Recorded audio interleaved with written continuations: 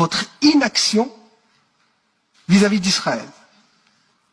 Il n'y a pas de justification raisonnable ou acceptable. Si le critère est la violation du droit de l'homme, Israël est champion en violation des droits humains. Si le critère est le droit international, Israël le viole quotidiennement.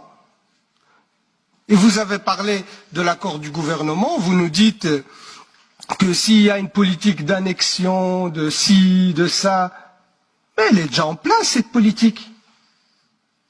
Combien il y a de résolutions à l'ONU contre l'État d'Israël, condamnant Israël pour violation du droit international? Vous avez une idée? Il y en a plus de 70 résolutions qui condamnent Israël. Il vous faut combien? 80? 90? 70, c'est pas assez? Quel autre pays a 70 résolutions qui le condamnent? Et vous attendez encore qu'il y a une violation du droit international. Mais cette violation, elle existe depuis des années, depuis des décennies. La seule justification à votre réponse et à votre inaction, qui est honteuse pour votre gouvernement, c'est que vous n'osez pas attaquer Israël. Vous avez peur des Israéliens, vous avez peur des Américains qui sont l'allié inconditionnel d'Israël et qui imposent leur vision du monde et vous ne faites que suivre cette vision du monde.